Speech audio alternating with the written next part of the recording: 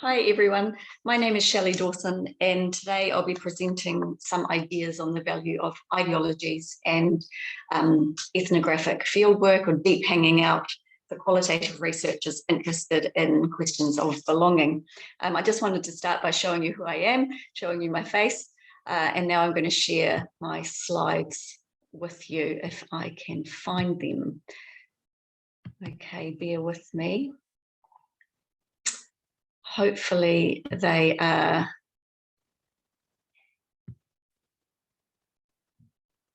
sharing now. Okay, so the starting point that I'm arguing here, or that I'm putting forward, is this idea of the whole person, which may sound like a given for many of us, but I find this term a useful reminder to move beyond static portrayals of participants, of the real people that we're working with, into a more expansive area.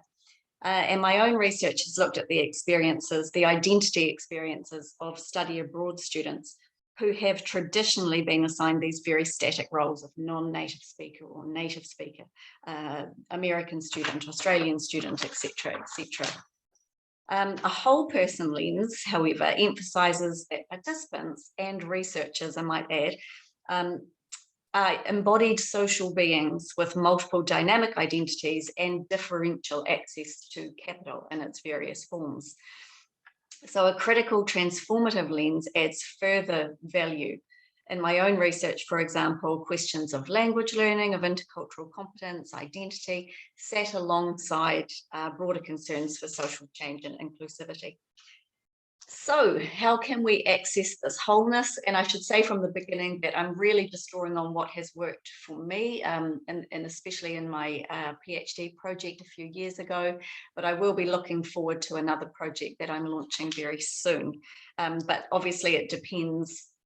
I mean, you can take and critically evaluate obviously what I'm saying, and it depends on your own research aims, time, everything, as to whether or not you can implement some of these ideas. And many of you are probably doing this anyway. So in accessing the whole person, and these fundamental questions of belonging, which were really attached to this idea of, or to the identity questions that I was exploring, I find that conceptualizing participant voice as part of a much greater whole is really valuable.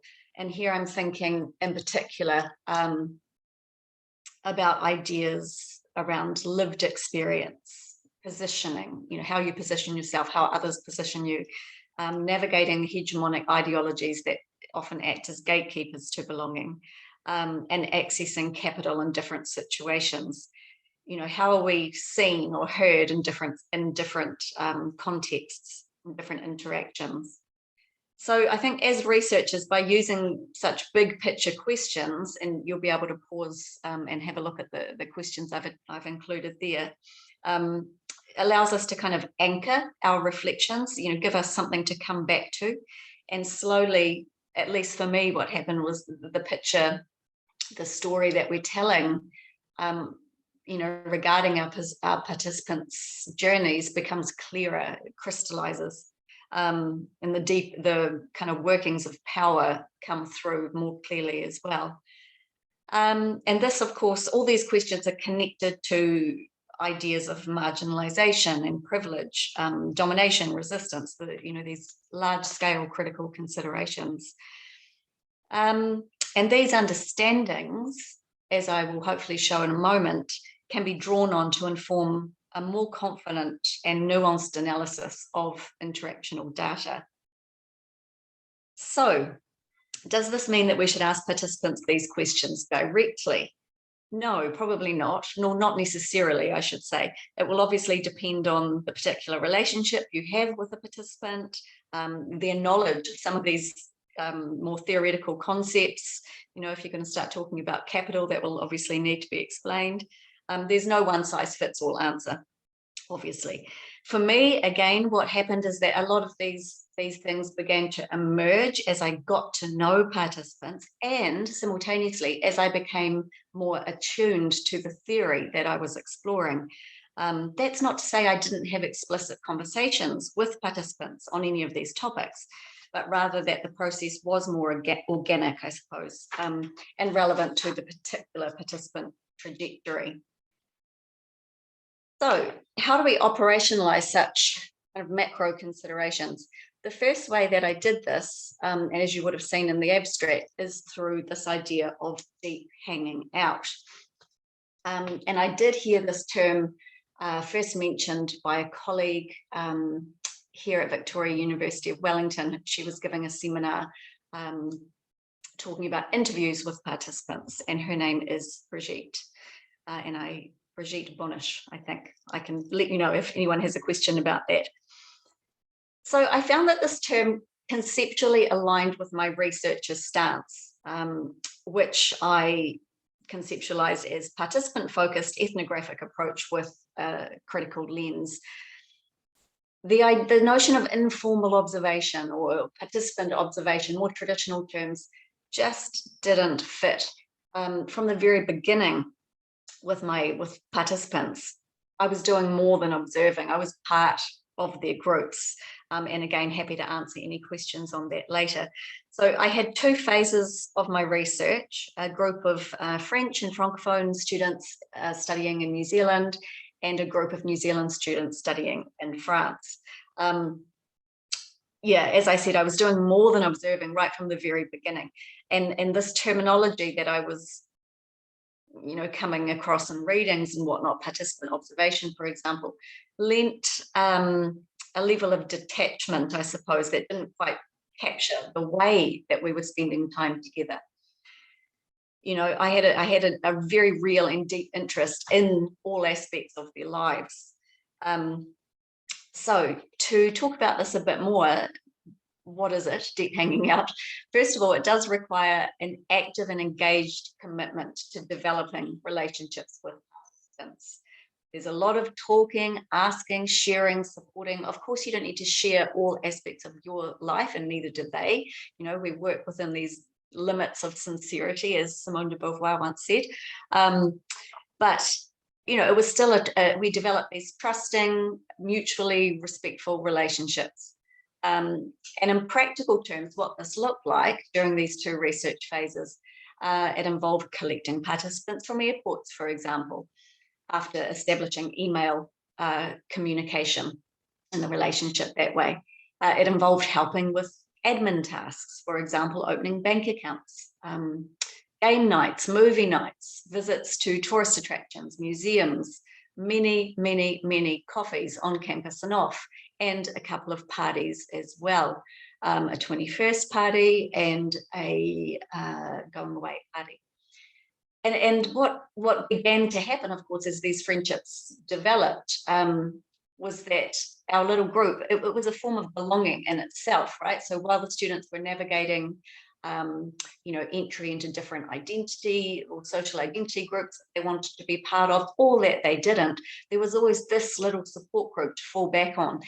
And as an extension, the friendships that they developed amongst themselves, there was a bit of overlap between French and New Zealand participants in New Zealand, and they formed very strong bonds. So again, these, they were experienced as really nice kind of friendship groups where they belonged. So that was an extra pleasing side effect of the research. It's not always easy though, of course, and this is probably a bit of an obvious thing to say, but we'll just go through it anyway. For researchers, if you are hanging out deeply with participants, this involves an ongoing navigation of roles. You'll inevitably move between many, as we always do in daily life anyway. But, you start off as a researcher, you become a friend. Often, for me at least, I was a bit of a language teacher, sometimes confidant. I heard many stories that, of course, I wouldn't use in the actual write-up, but, you become a bit of a confidant and you hear things, and you have to think about managing that too. I was positioned in the mum role sometimes, or big sister, auntie, local expert as well. So there's a constant navigation. Your personal life and your research life do merge, but at least for me, you find that your research brain never really turns off completely. And that I needed to keep going with this. This research of reflexivity, right? Interrogating my own assumptions. That was an ongoing part of the data collection. It obviously involves lots of deep thinking, and the importance of field notes is a part of this. I wrote copious field notes. So after each time that we were hanging out, whether it was at a museum or, at a party, I would write up what happened, very kind of free writing, just exploring my feelings as well. That's something that didn't necessarily translate whole scale into the actual thesis. But I would make these preliminary connections to the theory at the same time. For example, instance of symbolic domination, perhaps, when I was looking at Bourdieu's concepts. Deep hanging out is also work. It can be very tiring. It can be emotionally taxing and potentially triggering. So these things need to be kept in mind, and having a good support system around you to keep, to make sure that your own mental health and emotional health is being looked after is really important. Trust and transparency is key as well. In my case, participants knew what was going to be used as data for analysis, and I'll explain that further in a moment, and what wasn't. But they also knew that, the value of this deep hanging out, me getting to know them, was going to help with my analysis. So that was clear from the beginning, and we would return to it as well in our conversations. And deep hanging out is an ongoing investment in lives. You don't just, I didn't just finish the data collection and, say goodbye, thank you, it was lovely to know you. I'm still in touch with many of these participants. They are good friends. And, even if that communication is online, and I don't see them all the time, it's still an ongoing friendship. Okay, so how does drinking coffee and going to the movies help us understand participants as whole people? And how do these understandings help us analyze our discursive data? So first and foremost, I would say the type of ethnographic information that I was able to gather through this deep hanging out provided very important warrants for my interpretations in my PhD study. As a critical sociolinguist in the discourse tradition, the bulk of my data was a combination of naturally occurring conversations between participants and friends or acquaintances or language buddies, and interviews with me. And these could equally be termed naturally occurring chat. But spending so much time, as I've alluded to already, spending so much time with participants resulted in friendships. We trusted each other.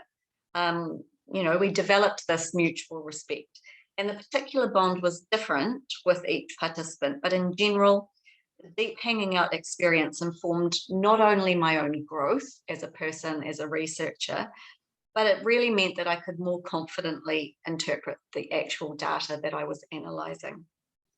I'm going to demonstrate this in a very rudimentary way. So the next slide contains a snippet of data from one of my participants, Persephone, a New Zealand university student who was studying abroad in Paris. Just for context, Persephone identifies as Kiwi Indian, New Zealand Indian, and was very keen to improve her French on exchange. Her French was already at an upper intermediate level. She was very good, okay, and across all skills. And her aims on exchange, as well as improving her French language, were to make international friends and networks that may have been helpful for her future employment. And in the excerpt I'm going to show you, she is recounting her feelings about having her pronunciation corrected by her French language teacher in her classes. She was mainly studying politics papers, but this was her only French language class. And it was the topic of many discussions that we had. Okay, so I'll leave you to read that. Again, you can pause and read. But I would just say here that this extract is quite representative of what the data, what I ended up with in the data. And please note that I've taken out the overlaps and the minimal feedback that was there as well. I was in this conversation, as was Athena, another participant from New Zealand. So upon presenting this extract, along with others, at a discourse analysis session, it was interesting in that a couple of interpretations put forward by members of the group included this idea that as a language learner, Persephone seemed highly unmotivated and that she seemed to be rejecting the French culture. In other words, she wasn't seen to be adhering to the expected script of a good language learner by taking opportunities to immerse herself in the language and the culture. And I'm using quote marks there if you can't see my face. So Persephone's seeming refusal to follow this script, why would she choose not to be part of this in-group of correct French speakers, was met with a bit of confusion and concern, I would say, not just by people in the group, but also by her French language teacher in Paris. And I'll return to this idea in a moment. But as it stands, without the ethnographic scaffolding, the information from the deep hanging out, we can still glean interesting information from the extract. There's a definite us and them coming through in her choice of pronouns. There is a seeming refusal to sound French, and we can see that her New Zealand identity is clearly important to her and tied to this decision to distance herself. And this was all supported by the ethnographic scaffolding. But at the same time, the deep hanging out, the ethnographic scaffolding, allowed an expansion of understandings. In other words, this deep hanging out provided more of an access to Persephone's wholeness, her intersecting identities, the importance of her history, and her developing critical consciousness. So what I was able to build in or to weave into the analysis because of this deep hanging out was that Persephone was indeed highly motivated to improve her French, and she was not uncritical in her engagement with the notion of the French culture or the French language. As a young Kiwi Indian woman, she engaged deeply, actually, with these ideas of power and how she was positioned within societal structures. Her sociolinguistic understandings of accent and the constructed nature of value accorded to a standard accent also shines through here in her comments and in other data as well. She had taken a sociolinguistics paper. And adding further depth, actually, is this ongoing importance she attached to her mother's story, so the history that she's bringing with her on exchange. Her mother came to New Zealand from India at a young age to get married, and now still to this day works at McDonald's. And as Persephone sees it, or saw it at least during data collection, everything that her mother had done had been for her daughters. And part of Persephone's ongoing identity struggles were around this reconciliation of her humble roots and the more ostentatious aspects of Paris that she was noticing. And this is important because the emphasis that she places on her national identity and this distancing from a Parisian identity is not just at a surface level. It's not just an unproblematized stance that she's taking. And it raises the question of what isn't being taken into consideration in blanket assumptions or expectations around accent, if we go back to her French teacher. So we begin to appreciate through the affordances of the deep hanging out, we begin to appreciate the importance of power and inequality and as factors in identity negotiations, and what groups we may want to belong to or we may not want to belong to. And this points to the importance of every student's own intersectional experience, which they bring with them to their exchange setting, and how this interacts with new experiences and perception. In Persephone's case, just to really reiterate this, not wanting to identify as French or Parisian in particular is part of a considered reflection, ongoing reflection, which engages with assumptions of power and capital in her new setting and effectively questions the expectations placed on exchange students to uniformly and unproblematically take on aspects of the host culture, the majority group. Okay, a second and connected way to operationalize this whole person concept is a focus on ideologies. And in line with my own critical stance, I've mainly focused on hegemonic ideologies, the ones that have become so normalized that they're taken for granted as truth, and they do a lot of implicit gatekeeping. So the idea that there is a best way to speak a language is one such example. And in my own experience, again, back to the PhD project, the ideologies that appear to be salient for participants' navigation of belonging have emerged during this deep hanging out. Persephone didn't want to speak with a correct French accent, and we can see that her New Zealand identity was important to her.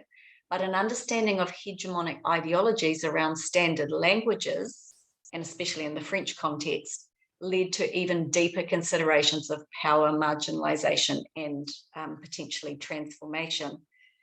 And so basically by taking a kind of Bakhtinian dialogic approach, following the threads of Persephone's words and the discursive data through to, they lead us to discourses and beliefs, which in turn lead to these deeply rooted ideologies.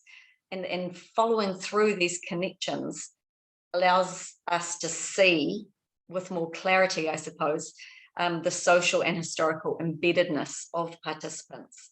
And I would argue that that's a key point of departure in accessing the whole person. Persephone's choice not to speak French with the standard French accent wasn't just an individual choice made in a contextual vacuum, and neither was her teacher's insistence on the inherent correctness of this way of speaking. So diving more deeply into the ideologies that support this division was revealing.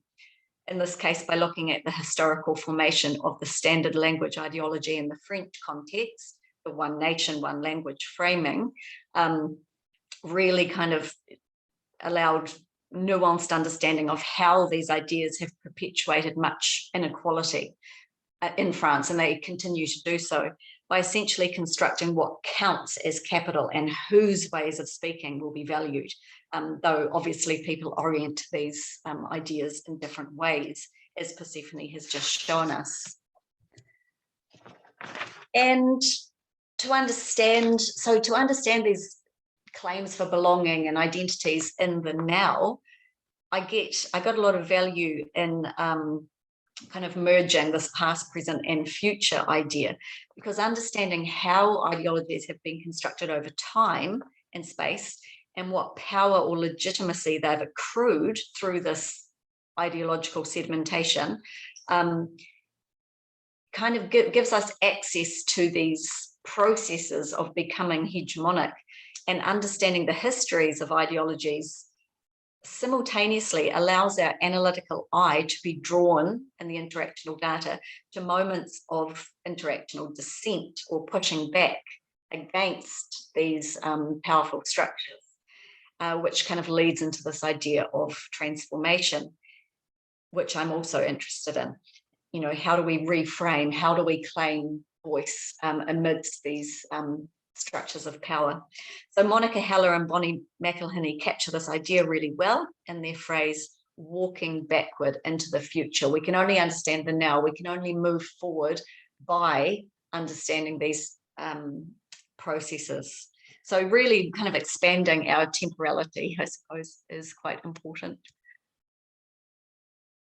And this idea of history, or the historical formation of ideologies, is particularly important in my current research focus, which is looking at stigmatized discourses around a neurological disorder, a disorder that has been under-researched, undervalued, and people have been marginalized for centuries, actually. This is called functional neurological disorder. And I'm particularly interested in the historicity, so how these ideologies came into being around what or who is deemed medically worthy. It's a fascinating topic, and there are clear and compelling, already from the preliminary research I've done, there are clear and compelling historical ties to gender ideologies, to deviance, to trickery, to deficiency, and to medical dualisms between the mind and the body, and what's afforded more interest or compassion from medical practitioners. So I'm really interested in exploring the connections between the here and now, so how people in New Zealand talk about their experiences living with the disorder, the stigma they've faced, and teasing out the connections again to these historically formed ideologies. And, you know, coming from the standpoint that deeper understandings of how linguistic stigma connects to ongoing social processes of inclusion and exclusion will be useful for many people, not only people who experience the disorder, but for medical practitioners and the general public as well. And yeah, I just hope, I suppose, to remind people of the power of language, as we all do, and its historical baggage, and how it perpetuates and recreates our social realities and divisions around who is seen as medically worthy. And I've just listed a few common phrases that people with functional neurological disorder hear regularly. And you can probably already see some of these ideologies that I just mentioned coming through. I don't have any data on this yet. This is all preliminary. So I'm going to stop there. I know that was a bit of a whirlwind tour, but if anybody does have any questions about anything, the deep hanging out, the ideologies, how they perhaps work together, I'm very happy to answer those when we have our round table. Okay. Thank you very much. I'm just going to stop the share and stop the video. Look forward to talking with you more in a few weeks. Thank you.